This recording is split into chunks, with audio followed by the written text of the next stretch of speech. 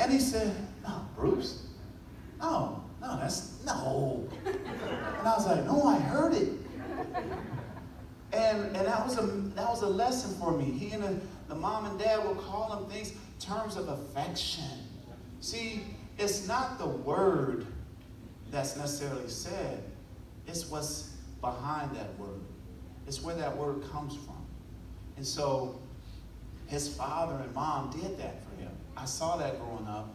And the most impressive thing for me is that his dad never said anything negative to me. He always welcomed me. Even when I ate too many tortillas, he still didn't look at me crazy.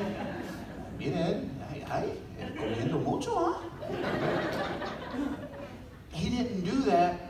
But what he did was he opened his house to me and opened his heart to me.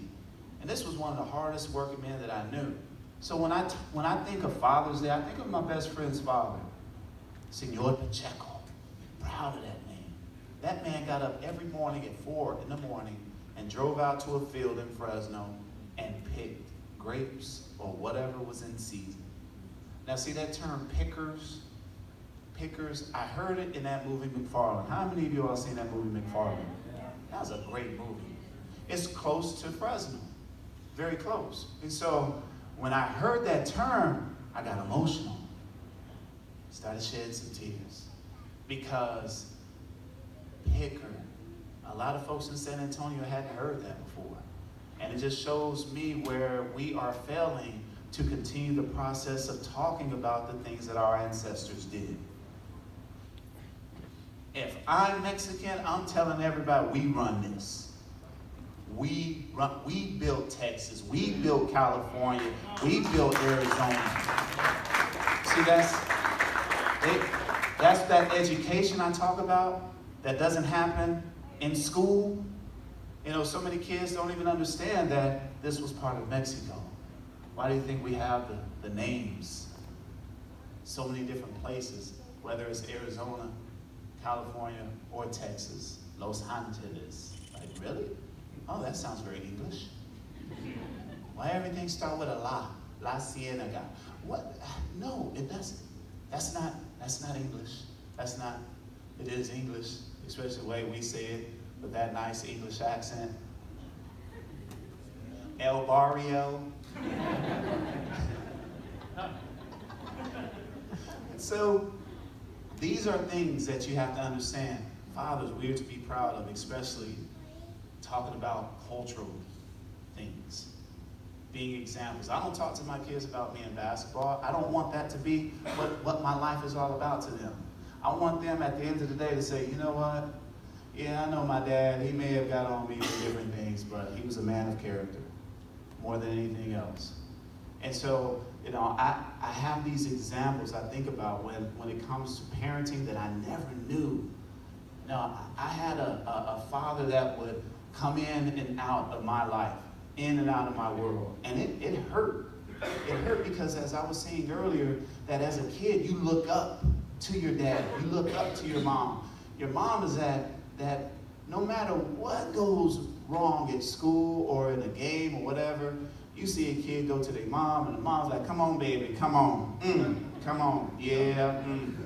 And everything is all right after that. And with the father, it's more of a, you know, hey, Dad, did you see me?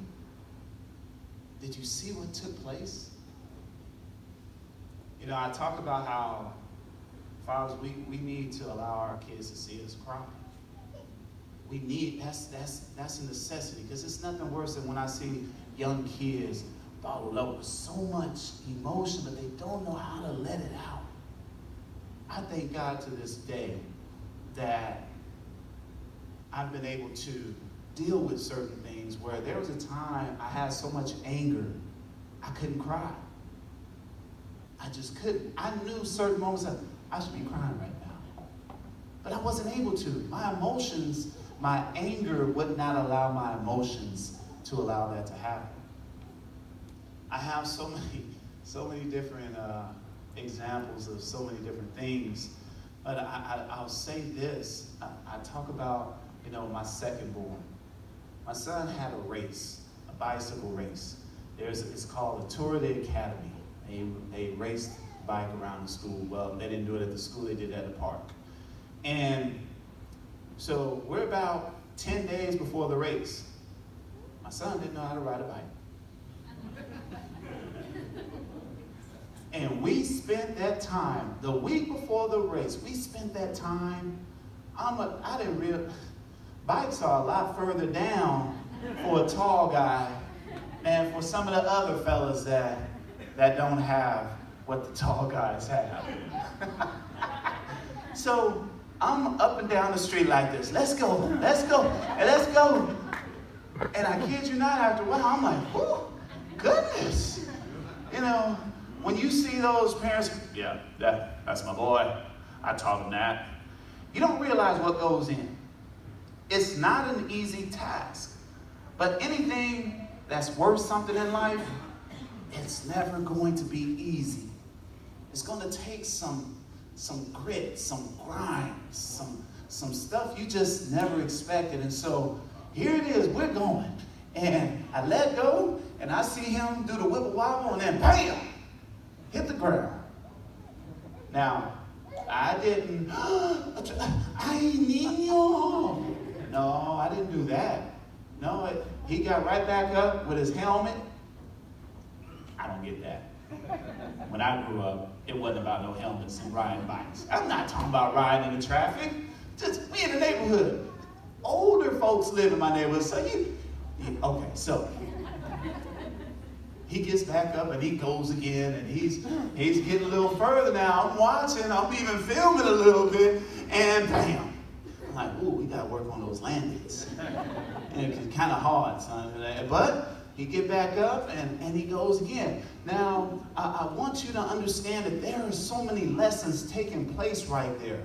Within him falling, he gets back up. We want our kids to get back up. We want our kids, if you take a punch them back. That's what we want. We may not say it all the time, but we don't want our sons to be chumps, do we? Yeah, especially the mamas. Because mothers get very aggressive. Just go to a soccer game. So, my son, he's getting the hang of it. Now he's riding his bike. I'm like, look at here. Lord, you are truly something. But it took the time for me to put into my son. Now, I'm not going to sit here and brag, yeah, look what I did. Because I knew he didn't know how to ride a bike. But I didn't do what I should have as far as earlier before the last week before the race. So we get ready for the race and go. Everybody takes off. But my son is back there. Some kids fall. My son is slowly going. He's careful. He is so much like his father being careful. And comes in dead last. I kid you not. I am so proud of him in that moment because I knew what had transpired a week before. This kid couldn't ride a bike the week before. And now he's riding a bike. Other kids fell, other kids had help. And so he got that funny thing in his blood where he wants to win. He's competitive. Our kids need competitiveness. Don't sit up there and be like, well, it's okay. Everybody scored. No. That's why we keep score. That's why we keep score. So I see him and he's crying and he greets his mom and he comes to me and he's like, and immediately I said, oh, Smelito! Oh, now he's looking like, wait. I came in last. Why are you so happy? And I'm like this. Come here. Come on. And now he's really confused because it's like, did I miss something? Did I actually? Nah, I know I was last. And I give him the big hug, and I said, son, congratulations. And he's looking at me, and he's like, but I came in last. I said, son, you couldn't ride a bike last week. It is so much that was accomplished in that. You did something. Other kids have been riding for years. But you look at what you did. And I think so many times we want to celebrate, or we want to get down on kids for what place. But what was our part in that?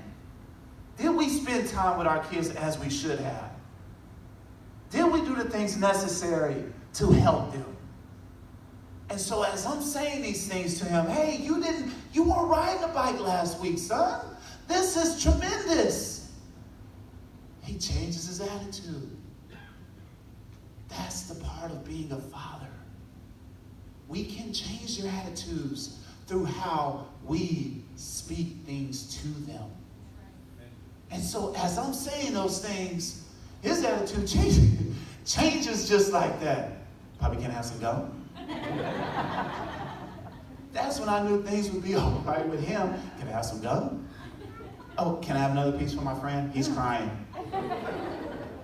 Look at that. And so, I talk about Osmed. I talk about there's Ohani. Firstborns are supposed to be able to have certain things. Thank you. Have certain things from the standpoint of understanding from the father who's never been a father.